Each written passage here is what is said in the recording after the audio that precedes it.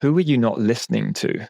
Listening as a skill is just really fundamental in this space because we're working with, so if we're talking about the scope 3, a set of partners. So really kind of understanding and empathizing with those partners, where are they? What are their challenges? Through that sort of deeper listening, that really kind of provides the foundation to then go and solve rather than kind of think, oh, okay, this is the solution, how we're going to push it onto our supply base. A little quote in here is that most people do not listen with their intent to understand, but they listen as an intent to reply. So anything that can be done to build on that workshopping with your strategic partners on key topics, on key ambitions, and then building solutions off the back of it, I think is really, really critical.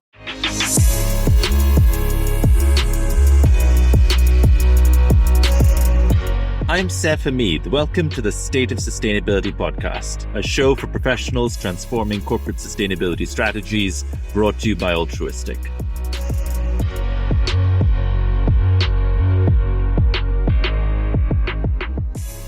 The apparel industry is notorious for having complicated, opaque, and long supply chains that are difficult to maneuver, difficult to get change to happen, difficult to really navigate worldwide. Apparel is also home to some of the most exciting decarbonisation work and some of the most ambitious climate programs that can really have an impact pretty much in every corner of their supply chain. So who better to speak with on this than H&M? H&M is known for some of the most groundbreaking initiatives in the space, certainly over the last several years. We're excited to welcome Paul Goff, Traceability and Sustainability Product Manager at H&M, who's working on the front lines of supply chain traceability, engagement, and decarbonisation. Paul, it's really great to have you on the show. Great. Thank you so much, Saif. Pleasure to be here. I'd love to give our audience a bit of an understanding on your role. It's a bit of a mouthful. There's a lot of exciting stuff there. What is it that this role contains? Yeah, perfect. Thanks, Saif. So I think first things first, I'm based out of Hong Kong. And so just from a geographical perspective, the H&M production organization is based out in Asia. And so my role really sits across the production sustainability team and the technology team. So it's a product owner role. So essentially, what my day job looks like is really kind of understanding the business need within that sustainability context, whether that's social or environmental, and then really deploying technology within our supply chain to understand the impact of our value chain. And so that really kind of encompasses the compliance side as well as some of our ambitions, which, as you said in your introduction, Saif, it is really kind of industry leading ambitions that we have within our organization. And Paul, what brought you to this role? Would love to get into a bit of the journey. It's been an exciting one for you. Yeah, that's right. So I'm not an old-timer in sustainability space. My background, maybe just very briefly, has sort of come from consulting background. So with Deloitte and when with some consumer companies, moved over to Asia about 10 years ago, working in whether it's like logistics or in the retail sourcing side. I had quite a series of events that unfolded in my life around about 4 or 5 years ago where, my son was born, big life change. I had the company that I was working at relocated from Hong Kong to Singapore, and I was also diagnosed with cancer, all within the space of really just a couple of months. So once the dust had settled on a lot of those, although I'm still getting used to being a father, really kind of answering the question of like, what do I want to put my energy into from a career perspective? And sustainability, I mean, thanks to my wife for putting that one on the table, it was something that really resonated with me. So since then, I've been sort of pivoting my career to working in sustainability, both, previously at VF, and then now sort of the last 3 years at H&M, and loving the space. I think it's just so exciting, really kind of purposeful every day. And yeah, I love working with my team and the stakeholders who also kind of have that passion for positive change in our planet. It's so great, Paul, to come to the impact space after, obviously a really dramatic moment where you just sort of realize what you want to focus on. But then coming in also, I think, really at the edge where you can have the most impact as well. I think both of those roles, at VF and H&M, you're kind of really at the front lines and able to do so much. And Paul, could you tell us a bit about some of the challenges that you face in the supply chain, either regional challenges or just challenges based on different parts of the value chain? What is the hard stuff that makes your role so valuable in the organization? Yeah, so you kind of teed it up in the introduction, Seth. We were kind of talking about the complexity of the apparel supply chain. So, that global, long, multi-tiered supply chain, it's, yeah, global nature, it's fragmentation, it is also the resource intensity of some of the processes, and then sort of migrating, some of that legacy capital invested production equipment to, those greener energy sources is really kind of a key focus for us. Well, so many things I want to get into off the back of that. One of the things that I've noticed, having grown up in Pakistan and still visiting, once every year or so, is that the fact that the energy grid is so unstable and so unreliable almost acts as a catalyst for the local textile manufacturers to actually start transitioning to renewable energy systems, which they have on Yeah. site. Are you seeing that kind of repeated across maybe a few different geographies where you guys are active? Yeah, it's a great question. There's a couple of things in there, that kind of energy security piece. So first of all, like I was in Bangladesh earlier on this year and having conversations with the, production leaders and factory owners there. And you're absolutely right. The grid systems, or even from, say, like a natural gas perspective in Bangladesh, when those go down, to be able to keep their facilities going, actually having rooftop solar or to have, biomass boilers that are, able to secure that energy, which in turn, from a decarbonisation perspective, that does, in a number of cases have, lower carbon impact for some of those technologies. So I think if we look at the overall kind of transition of the industry, which is going to take a number of years, yeah, some of these low hanging fruit, when we talk about the efficiency play, the business cases it's, put forward, that's what really kind of wins it and gets it across the line in this current space that we're in at the moment. So, yeah, I think you've hit the nail on the head in terms of the energy security. And I think I would also just add, a more broader point here to say that every country is very different. There is like very different dynamics. If we look at a production facility in, say, China, where they've got a centralized purchase steam facility, where that is piped out to a number of the different factories within that park, versus, as I said, Bangladesh, where it's like natural gas as a predominant fuel within that country versus, Vietnam. There's such different dynamics. You almost have a different problem to solve in each of those countries.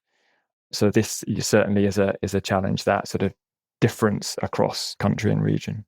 Yeah, one thing that I've found interesting. So I often get asked about whether I see the Southern Hemisphere being intrinsically behind on climate change mitigation work versus the Northern Hemisphere and whether that's likely to change.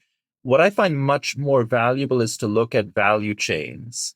Because, for example, I find actually there are components of the textile value chain and apparel value chain everywhere in the world that are more or less best in class to the same standard, basically. Like if you take, let's say, a large textile business in India or Sri Lanka or Bangladesh, the stuff that they're doing is not necessarily any further behind what I would see in the UK or Europe for a company of the same revenue bracket in a different sector, if that makes sense. Mm-hmm. And I think that's Yeah. because the pressure is so high on these companies and the competition is also so fierce that they're all trying to push the bar on innovation to see just how far they can raise it. Is that your observation as well? Yeah, I would certainly see that. I would also just like add that there is a very broad range of capability out there. If you think about like the number of production facilities across all of those tiers. So we've got, if you look at the apparel value chain, we have, at the start kind of tier 4. So you're talking about raw material, cotton,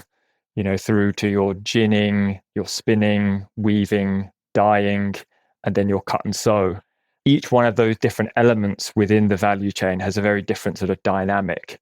So, for example, your spinning facilities are going to be a lot more electrified there versus your dyeing facilities, really, where there's a lot of energy consumption in that dyeing process. This is kind of where we're putting a lot of focus in on that sort of tier 2 space. And I think I would, coming back to your question, Seth, the kind of the split of maturity, I think, is very broad and wide. And I think that could be at a country level, regional level, and global level. So I would say that, there's good and bad suppliers in everywhere on the planet. It's really around finding those right partners that are strategically aligned with your ambitions and what you're trying to achieve as a brand. And then really kind of ensuring that you have alignment within the business to continue that partnership longer term. And Paul, what does a good partnership look like? Like, what are the ingredients for an effective engagement on both sides of the fence? Like, what do you see you guys bringing to the table as H&M, but then also what do you see a good supplier bringing to the table in terms of what they're willing to put into the partnership? Yeah. It's something that we focus on at H&M a lot. The very nature of apparel and the season to season, the buy to buy, type of transactions within the supply chain really kind of do push this kind of supplier like buyer relationship to be quite transactional just by its nature in the industry. H&M, this is something that is absolutely, front and center, and it has continued to be a focus over the last couple of years, and really kind of identifying who are our strategic partners so we can give them, long, steady volumes. And I would actually say that this starts like kind of more on the commercial side. So all those kind of commercial like dynamics in play, whether it's the right price, the right service levels in terms of lead times, quality, all of these elements, plus sustainability needs to be in that evaluation. Once you've kind of got that kind of alignment, that long partnership, then we can then sort of like layer on all the sort of the benefits from a sustainability perspective on top of that.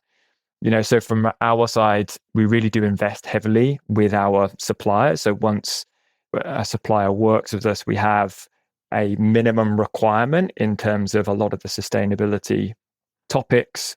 And that's a right to operate at that baseline to ensure that all of our facilities kind of meet that level. And if they don't, it's an absolute no-go. And then really kind of putting in place capability development programs from our side. So we're truly got skin in the game with people, working, partnering with facilities. We've touched on the decarbonisation and that kind of energy efficiency. We've got energy efficiency engineers, teams that are going into factories and really partnering with our production sites to drive that efficiency piece. So that's kind of really our part, and that partnership, plus from a technology perspective, an ease of doing business. So we have a very, mature technology landscape and supplier portal, for example, where we can almost like tightly couple the relationship through technology. And then sort of on the other side, from the supplier side, really kind of to be aligned with our ambitions. We haven't really talked so far around some of H&M's ambitions, what we're expecting of our suppliers. And so for us to really kind of communicate that and to ensure that our suppliers really understand, like, this is the journey that we're on, like, kind of, are you with us?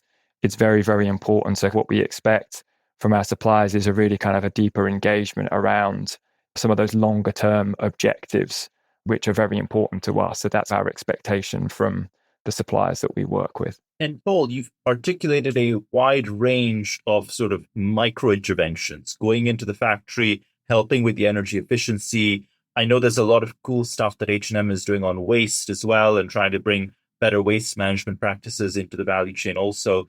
Is there stuff at a macro level? I mean, we touched a little on renewable energy systems, for instance. Is there stuff that you guys are doing on the policy front? I saw the news around the big Bangladesh program around renewable energy financing. What's happening at that kind of macro level? Yeah, so it's a very important part of our approach. And it's something that, we have significant teams in that sort of, we call it the public affairs side of our business, where we're really kind of engaging in that sort of energy policy and engagement with local and regional governments on whether it's like the social side and ensuring that there's that sort of social kind of protection, or on the energy and water side, for example, in the environmental piece. And so what does that look like? It's a lot of like engagement with whether it's like Europe or the US, from a policy perspective, and then ensuring that those policies really kind of meet what the industry really needs to transform itself. There's been a recent example in Indonesia where kind of opening up, the REC, so an ability to draw down on renewable electricity into facilities, which wasn't previously available. H&M played a key role there. And you've hit on a couple of other examples where we partnering with other brands. So it was Bestseller and H&M in the Bangladesh example. So wind farms and that type of investment to ensure that, through those, say, power purchase agreement opportunities, that we're also playing in those spaces. Maybe just to kind of spin back out and like talk about some other elements within the overall piece would be around kind of innovation. Innovation is kind of really key for us. Where is innovation happening that you're excited by and proud of? And Yeah. where is innovation actually lagging where you'd love to see much more action on? Yeah. So how we look at innovation at H&M, there's really kind of three buckets. Like, first of all, like seed, scale, and then operationalize. So the H&M Foundation is really an organization that's kind of separate from H&M, but there's some close partnerships there where we really look to invest in those very early stage innovations.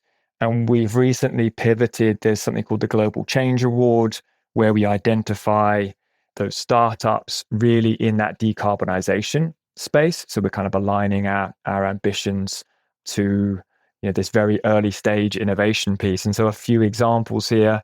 So Textile Genesis on the traceability side, they were as part of this, and now as a supplier of mine that I work with on the traceability, and that sits in our portfolio.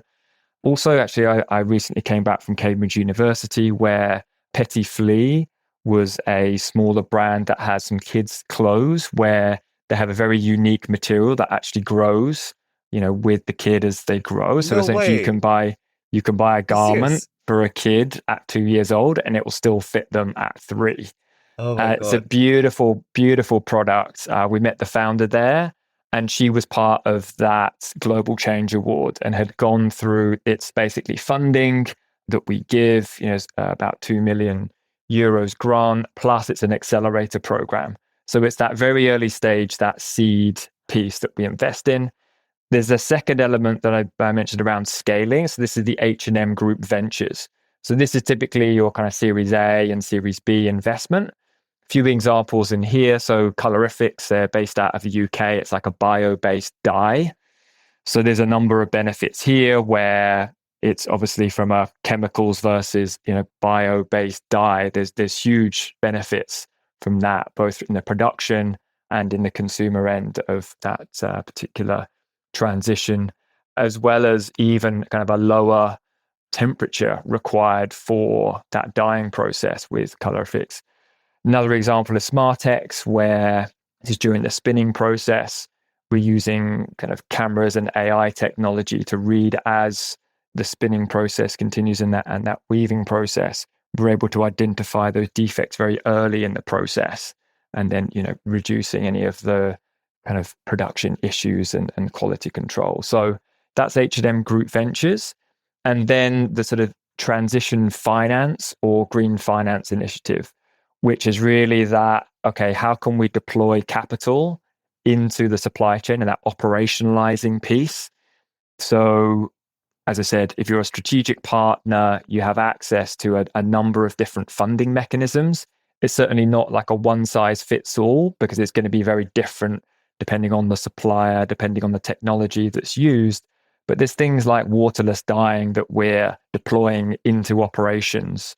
So, again, as I've mentioned, that tier two, there's a real focus from a decarbonisation around that tier two. So there's things like that where, that 500 million euro fund of green finance initiative is really kind of being deployed, into the operations of our value chain. Paul, if I was to ask you maybe the inverse side of this question, which is, let's say that you were an innovator today and you're out there looking for an opportunity to create an innovation that is going to create lots of impact and also create lots of commercial value.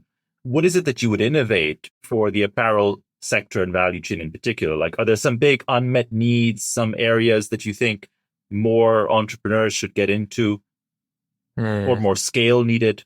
Yeah, it's a great question. And I think what I love about the apparel industry is that it is so diverse. If we look at everything from regenerative agriculture for cotton through to end of life and that whole like circular piece and a lot of change and transformation that's going on at that end of the supply chain and everything else in between, it's an old industry. We're talking, a 300, 400 year old industry.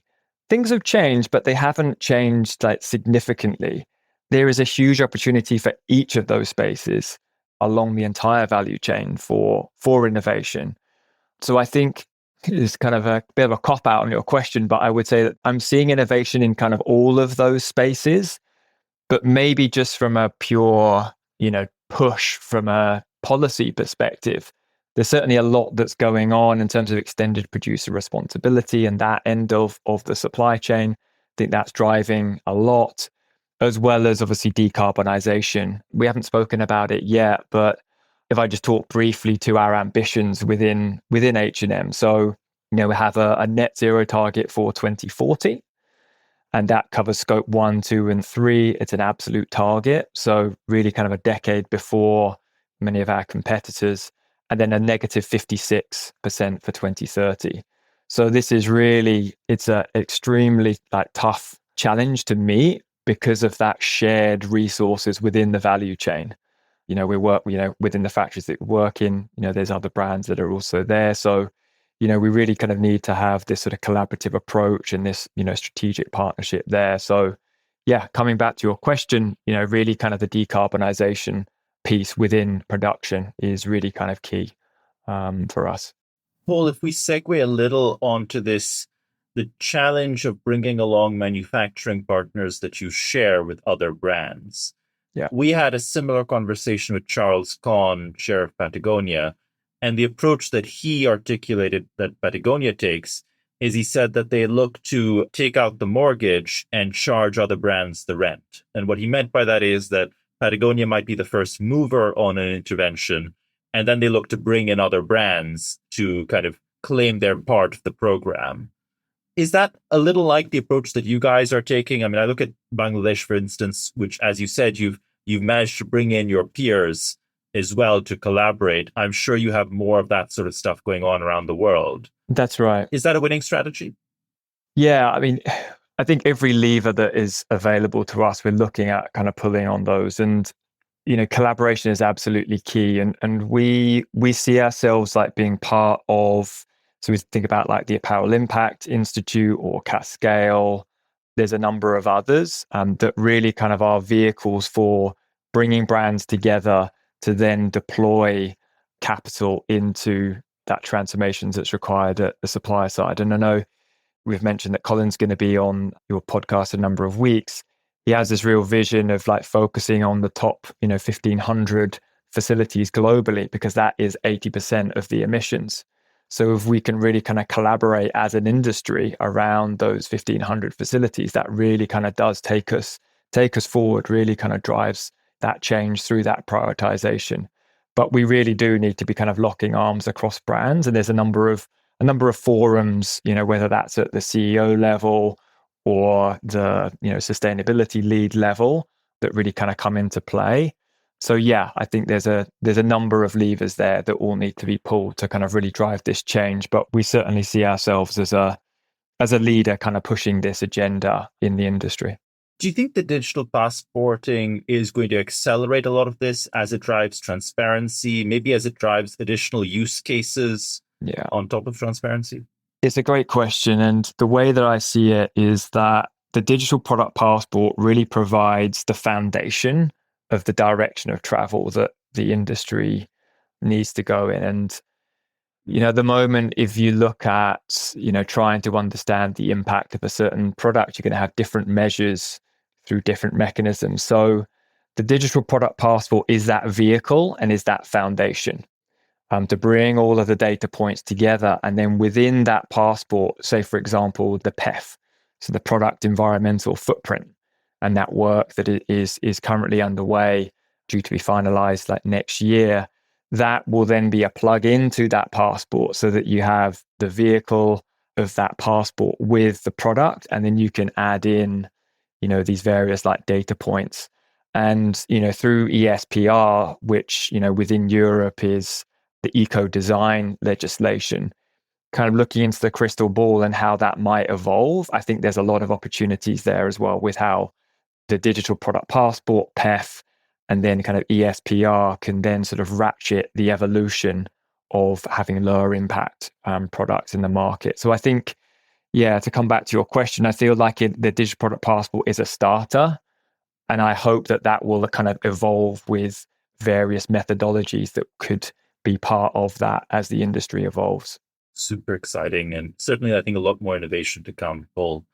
Paul, just as we sort of wind up, the question we usually ask people on this podcast is, if you think about our listeners as typically being others in your shoes in other organizations, is there any advice that you'd offer to them as they look to build their supply chain engagement programs, as they look to incorporate digital tooling, any of the sort of bases that you cover? What is the one most important piece of advice that you'd want to share? Yeah. I would keep it very simple, Seth. I would coin it as like, who are you not listening to? I think like listening as a skill is just really fundamental in this space, because we're working with specifically, so if we're talking about the scope 3, it's a set of partners. So really kind of understanding and empathizing with those partners, where are they? What are their challenges? And, through that sort of deeper listening, that really kind of provides the foundation to then go and solve, rather than kind of think, oh, okay, this is the solution, how we're going to push it onto our supply base. I think just a little quote in here, it's like most people do not listen with their intent to understand, but they listen as an intent to reply. I kind of really like that, because I think it's very simple, but quite difficult to do. So anything that can be done to build on that, whether that's sort of like workshopping with your strategic partners on key topics, on key ambitions, bringing those conversations together to have that sort of deeper listening and then building solutions off the back of it, I think is really, really critical. And yeah, just kind of getting the most out of, for me specifically, looking kind of with my sort of digital and sustainability hat, just really kind of ensuring that the team is well looked after, ensuring that kind of team engagement, ensuring that they're really kind of growing and developing. They've got that right balance. So that, ourselves as a team, we're plugged into whether it's sustainability team or the business team to really kind of solve this problem together, because we absolutely can't do it in isolation. So we need to make sure we have a seat at the table at all of those conversations. So true. And Paul, I'm going to try and steal that piece about listening with the intent of replying rather than listening with the intent to understand. Thank you so much, Paul. Really enjoyed this conversation. I'm looking forward to our next catch up as well, where we could kind of take things further. But I've really appreciated having you on this show. Thank you so much. And we'll speak again soon.